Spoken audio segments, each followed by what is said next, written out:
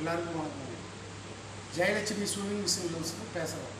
நேற்று ஒரு வீடியோ போட்டிருந்தேன், அது உங்களுக்கு நல்ல யூஸ்ஃபுல்லாக இருக்கும். இன்றைக்கி ஒரு வீடியோ போடுறேன், அது என்னென்னு பாருங்கள். என்னென்னு கேட்டிங்கன்னா, நீங்கள் டெய்லர் ஷாப் வச்சுருந்தாலும் சரி, வீட்டில் மிஷின் வச்சுருந்தாலும் சரி, மிஷினில் வந்துட்டு என்னென்னு கேட்டிங்கன்னா, மிஷினை தொட்டிங்கன்னா இன்டெக்ஸ் கரண்ட் வரும். அந்த இன்டெக்ஸ் கரண்ட்டு ஏன் வருது அப்படின்னா, ஒன்று ப்ராப்பரான லைன் வந்து போர்டில் கொடுத்துருக்க மாட்டாங்க, எர்த் லைன். அதனால் வந்துட்டு மிஷினில் இன்டெக்ஸ் லைன் வரும். இப்போ அந்த இன்டெக்ஸ் லைன் வரக்கூடாது அப்படின்னா அதுக்கு என்ன பண்ணணும் அப்படின்னா, இப்போ வந்துட்டு நீங்கள் வீட்டில் வந்துட்டு விளைக்கழுவீங்க, எல்லாம் பண்ணுவீங்க. அப்போ வந்து இந்த கையில் வந்து புண்ணாய், அந்த புண்ணில் வந்துட்டு தொட்டிங்கன்னா இன்டெக்ஸ் லைன் வரும்.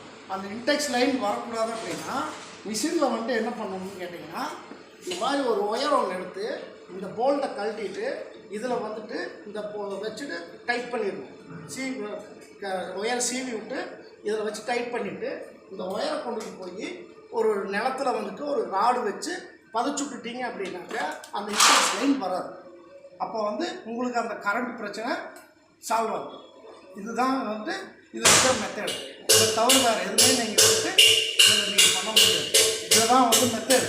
அப்படி இல்லை அப்படின்னா போர்டில் தான் வந்து நீங்கள் கரெக்டாக சுவிட்ச் பாக்ஸில் தான் வந்துட்டு கரெக்டாக நீங்கள் வந்து ப்ராப்பராக லைன் இருக்கா அப்படின்னு கூட செக் பண்ணணும். அப்படி இல்லை அப்படின்னா இந்த மெத்தடை யூஸ் பண்ணிங்கன்னா உங்களுக்கு ரொம்ப யூஸ்ஃபுல்லாக இருக்கும். அடுத்த வீடியோவில் மடி இருக்கிறது போடுறேன். எனக்கு லைக் எந்த அளவுக்கு நீங்கள் பண்ணுறீங்களோ அடுத்த வீடியோவில் மடி உங்களுக்கு வந்துட்டு நீங்கள் சர்வீஸ் சென்டருக்கு போகாத மாதிரி நான் உங்களுக்கு என்னென்னவோ நான் எல்லாமே சொல்லுவேன்.